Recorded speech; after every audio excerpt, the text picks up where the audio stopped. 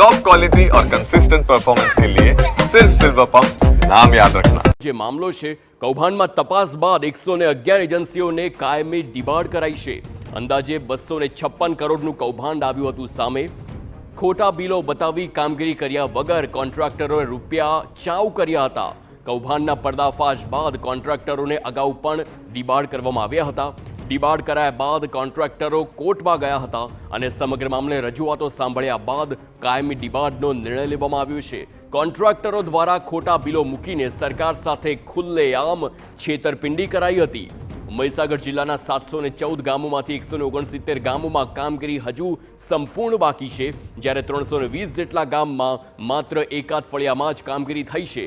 હાલ 111 એજન્સીઓને કાયમી ડિબાર્ડ કરાતા કોન્ટ્રાક્ટરોમાં ફફડાટ છે, પરંતુ લોકો તો હજુ પણ પાણી માટે તરસી રહ્યા છે।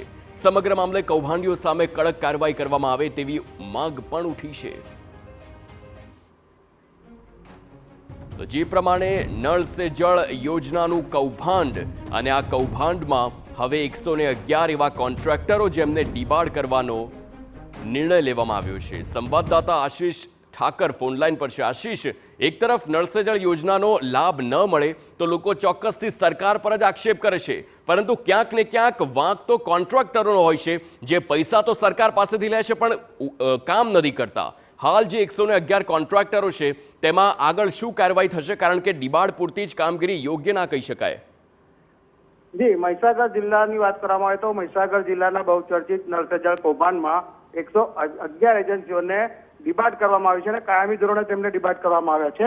આનાથી વર્ષ 2021-22 થી આ પ્રક્રિયાઓ ચાલી રહી છે અને માત્ર નોટિસો અને કાર્યવાહી થાય છે, પરંતુ નક્કર કોઈ પગલાં લેવામાં નથી આવતા। સરકારની નિર્ણય લેવાની શક્તિ અને સરકાર અધિકારીઓ દ્વારા આપવામાં આવતી નોટિસ વચ્ચે નળ સે જળની યોજનામાં લોકોને પાણી નથી મળી રહ્યું એ વાસ્તવિકતા છે। TV9 અત્યાર સુધીમાં ઘણા એવા અહેવાલો બતાવ્યો કે જ્યાં છેવાડાના માનવી સુધી હજી સુધી પાણી પહોંચ્યું નથી, ત્યારે સરકારના પૈસા જે લોકો ટેક્સ ભરે છે ને ટેક્સના પૈસા સરકાર પાસે જાય, સરકાર યોજના મારફતે તેને અમલીકરણમાં મૂકે છે, ત્યારે આ સરકારના નાણાં જ્યારે પાણીમાં ગયા હોય તેમ કોઈ પણ જગ્યાએ કામ નથી થયું। મહીસાગર જિલ્લાની વાત કરવામાં આવે તો મહીસાગર જિલ્લામાં 714 ગામમાંથી 169 ગામમાં સરકારી અહેવાલ પ્રમાણે 169 ગામમાં કામગીરી સંપૂર્ણ બાકી છે, જ્યારે 320 થી વધુ ગામમાં માત્ર એકાદ ફળિયામાં પાણી આવે છે। ત્યારે કહી શકાય કે સૌથી મોટું આ કૌભાંડ છે ને એમાં પણ લાલિયાવાડી ચાલતી હોય તેમ નેતાઓ પણ જઈને બચાવના મોડમાં હોય, જાણે કોન્ટ્રાક્ટર બચાવ સમિતિ લઈને આવ્યા હોય તેમ આવે છે અને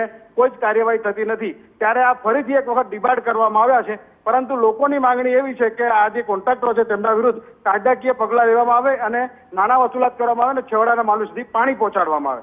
આશીષ, જ્યારે સવાલ એ થાય છે કે 256 કરોડનું આ કૌભાંડ છે, એટલે 111 જે કોન્ટ્રાક્ટરોની એજન્સી તેમને ડિબાર્ડ કરાય છે તે વાત બરાબર, પણ શું કોઈ કાયદાકીય પગલાં લેવામાં આવશે તેવી કોઈ શક્યતા? સૂત્રો દ્વારા એવી માહિતી આવી છે કે તેના વિરુદ્ધ કાયદાકીય પગલાં પણ લેવામાં આવશે અને સાથે સાથે પાણી સમિતિમાં જે કઈ સરપંચ હોય કે તે ગામના જે કઈ પ્રતિનિધિ રહ્યા હોય તેમને પણ તેમના વિરુદ્ધ પણ કાર્યવાહી કરવામાં આવશે તેવા અહેવાલ મળી રહ્યા છે।